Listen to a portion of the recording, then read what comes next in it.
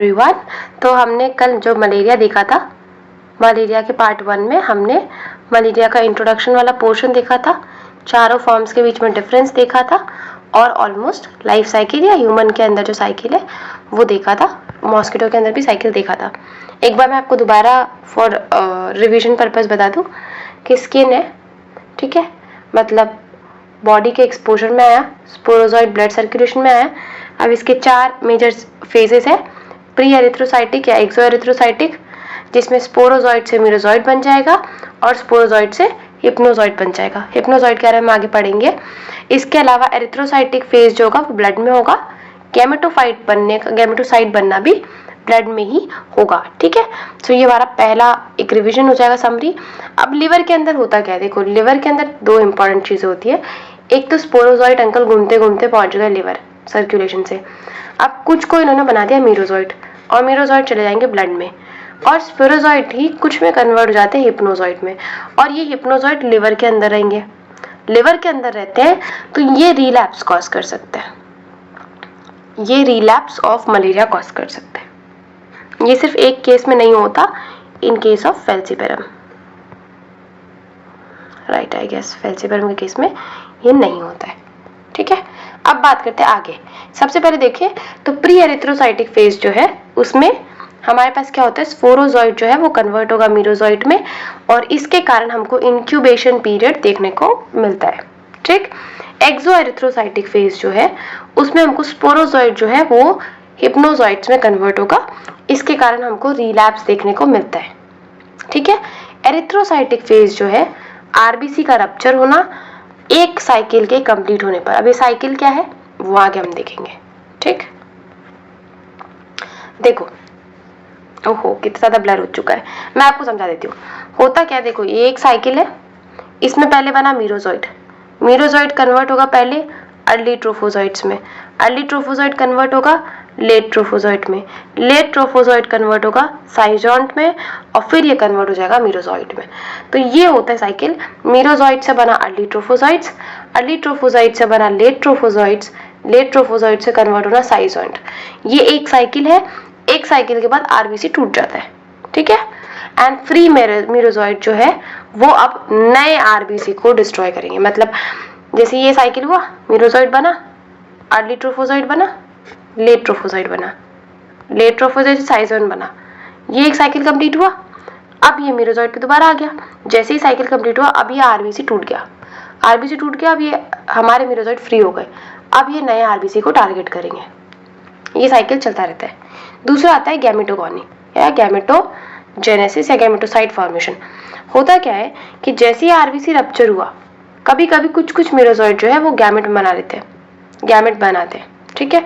अब ये गैमेट हमारे ब्लड में रहेगा, जैसे ही किसी और मॉस्किटो ने इंसान का खून चूसा, मतलब इन्फेक्शन देने की कोशिश की, किसी ने मच्छर ने काटा इंसान को, होगा क्या कि ये जो गैमेट है वो मॉस्किटो के अंदर जाएगा, मॉस्किटो के अंदर जाके यूजुअली, हाँ एक चीज ये है कि gametocyte kind of infectious form है मॉस्किटो के लिए, ठीक है। पर ये गैमेट अंदर जाएगा, दोबारा फर्टिलाइजेशन होगा, गैमेट बनेगा, फर्टिलाइजेशन होगा, ookinesis होगा, oocyte फॉर्मेशन होगा, स्पोरोजॉइड दोबारा बनेगा, सेम साइकिल रिपीट होता है। अब इसके फीचर्स हमको हमारे लिए इंपॉर्टेंट है क्योंकि क्लिनिकल केस के फॉर्म में पूछते हैं, तो फीचर्स आर इंपॉर्टेंट टॉपिक। सबसे पहला फीचर जो आता है दैट इज पैरोक्सिज्म ऑफ फीवर, मतलब फीवर। होता क्या है, हमने देखा था कि आरबीसी जब रप्चर होता है, एक साइकिल कंप्लीट होने पे हमारा आरबीसी रप्चर होता है, राइट। और आरबीसी रप्चर होने पे हमको फीवर मिलता है, चिल्स मिलता है एक्चुअली। तो आपको चिल्स वर्ड मलेरिया में बहुत कॉमन सुनने को मिलता है। तो हमको जो फीवर मिलता है वो एरिथ्रोसाइटिक फेज से मिलता है। अब एक जो स्पोरोजॉइड्स है वो इतना कैपेबल है कि वो 50,000 मीरोजॉइड्स बना सकते हैं। हिप्नोजॉइड्स जो हमने रिलैप्स के लिए पढ़ा था कि स्पोरोजॉइड्स जो है वो कुछ कन्वर्ट हो जाएंगे मीरोजॉइड्स में और कुछ कन्वर्ट हो जाएंगे हिप्नोजॉइड्स में।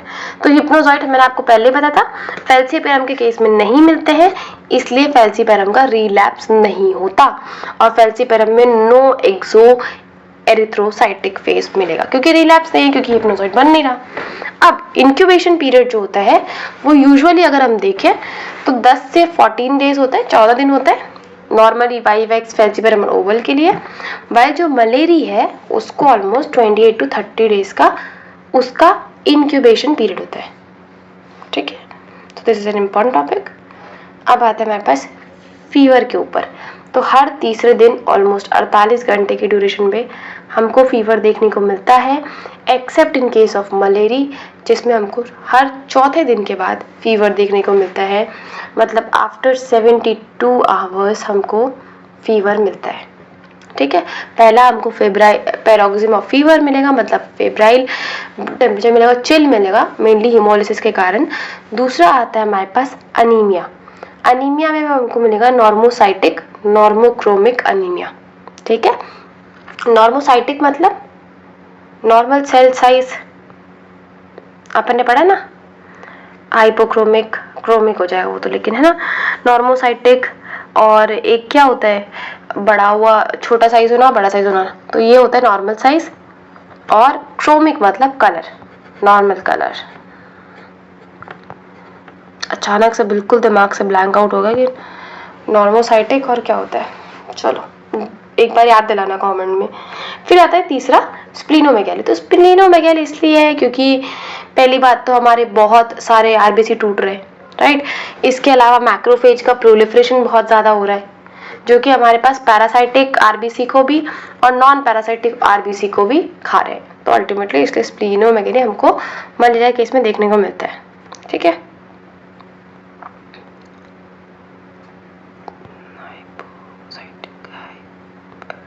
ओके। अब आता है हमारे पास जो हमारा फीवर भी होता है उसके 3 मेजर स्टेजेस होते हैं। ठीक है, पहला स्टेज होता है cold stage, hot stage, sweating stage. Cold, hot, sweating stage. Cold stage में क्या होगा, बहुत ज़्यादा ठंड लगेगी, एकदम कपकपी जैसा लगेगा, शिवरिंग मिलेगा हमको। हॉट स्टेज में हमको क्या होगा, बहुत हाई ग्रेड फीवर होगा, ऑलमोस्ट 40 to 60 डिग्री तक भी फीवर कभी कभी जाता है।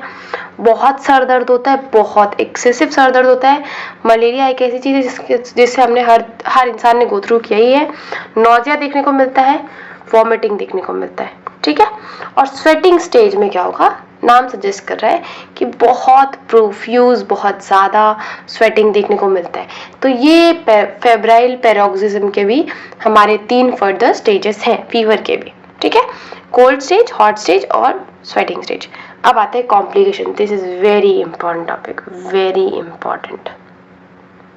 ठीक है, देखो इसके कुछ 5-6 कॉम्प्लिकेशंस हैं जो हमको मेजरली याद रखना है। एक होता है परनीशियस मलेरिया। तो परनीशियस मलेरिया हमको क्यों मिलता है, क्योंकि पैरासाइट का एक्यूमुलेशन होने के कारण, या इसको बोलते हैं ड्यू टू हैवी पैरासिटाइजेशन। ठीक है, एक होता है ब्लैक वाटर फीवर, इसके बारे में आगे देखेंगे because important. Cerebral malaria. Cerebral malaria में होता क्या है कि जो हमारा ब्रेन है वो कंजस्टेड हो जाता है, हमारे जो कैपिलरीज है वो पूरी तरह से जो हमारे इन्फेक्टेड आरबीसी है या एरिथ्रोसाइटिक आरबीसी है उससे प्लग्ड हो जाते हैं। ठीक है, एल्गिड मलेरिया। एल्गिड मलेरिया, एल्जिड मलेरिया जो भी आप बोलते हैं, जो हमारा स्किन है वो ठंडा और कलरलेस पड़ने लगता है। ये होता क्यों, क्योंकि हमारा जो पेरिफेरल सर्कुलेटरी सिस्टम है वो कहीं ना कहीं फेलियर की तरफ जाता है। So this are very common complications of falciparum, बहुत खतरनाक है। होता देखो परनीशियस मलेरिया मिलेगा, बहुत हैवी पैरासाइट का इन्फेक्शन होगा तो ब्लैक वाटर फीवर मिलेगा। सेरेब्रल मलेरिया मिलेगा, सोचो ब्रेन तक कंजेस्ट हो जा रहा है। एल्जिड मलेरिया मिलेगा, जो स्किन है वो ठंडा पड़ जाएगा और एकदम पेल हो जाएगा। ये कुछ कॉम्प्लिकेशंस है। इसके अलावा सेप्टिसिमिक मलेरिया। सेप्टिसिमिक मलेरिया में हमको हाई कॉन्टिन्यूस फीवर देखने को मिलेगा। ब्लैक वाटर फीवर मैंने आपको बताया। देखो ब्लैक वाटर फीवर होता क्या है ना, ये मेनली होता है क्विनीन के इनकम्प्लीट डोज के कारण। क्विनीन, ठीक है। देखो malarial falciparum, plasmodium falciparum in those who have already been previously infected and had inadequate dose of quinine। मतलब किसी ने क्विनीन पहले लिया है एज अ दवाई, एज अ मेडिकेशन, लेकिन उसका डोज उसको कंप्लीट नहीं किया, तो that can lead to black water fever. Auto immunity cause कर सकता है। इसके अलावा इंट्रावेस्कुलर हीमोलिसिस कॉज करेगा।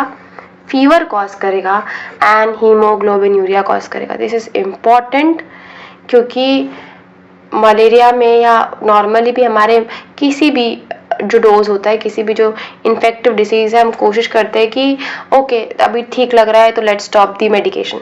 नहीं, दैट इज इनएडिक्वेट। अगर आपको डोज दिया गया है तो इट हैज सर्टेन डोज, ताकि वो रिलैप्स नहीं हो, ताकि वो किसी तरह का कॉम्प्लिकेशन कॉज नहीं कर सके, ताकि अगर इन्फेक्शन दोबारा भी हो तो कम से कम श्योरिटी हो कि हाँ आपने पहली बार में जो डोज है वो ख़त्म किया था। Because इनएडिक्वेट completion of any kind of medication has far more severe impact than even not taking medication। क्योंकि एक बार प्लाज्मोडियम फैल्सीपेरम का केस अगर हो तो दूसरे दवाई से बच भी जाए इंसान, लेकिन अगर ब्लैक वाटर फीवर हो जाएगा तो वो और ज़्यादा सीरियस कॉम्प्लिकेशन हो जाता है, राइट। तो अगर हमको दवाई मिल रहा है तो it's very obvious, it's very common कि हम वो डोज ख़त्म करें। इवन हमको ऐसा लग रहा है कि काजल दी आई एम फीलिंग रिलीव्ड और I am feeling okay, but no, complete adequate dose of any medication is prerequisite, right? And this is caused due to inadequate dose of quinine। ठीक, तो ये हमारा था कॉम्प्लिकेशन, बहुत इंपॉर्टेंट है, it is very important topic. और जो हम नेक्स्ट वीडियो में देख रहे होंगे that is lab diagnosis. Lab diagnosis पूछ क्या जाता है, पेरिफेरल इंपॉर्टेंट, पेरिफेरल स्मीयर काफ़ी डिफ्रीक्वेंट, क्योंकि वही एक सबसे अच्छा तरीका है, मोस्ट यूज्ड है, जिसके बारे में आगे देखेंगे। QBC है, क्वांटिटिव बफी कोट एक तरीका है, और टेस्ट लाइन भी आता है इसके लिए, तो अच्छा खासा वो एक अलग से हम नेक्स्ट वीडियो में देख रहे होंगे। ठीक है, तब तक के लिए मिलेंगे नेक्स्ट वीडियो में। Till then bye bye, take care.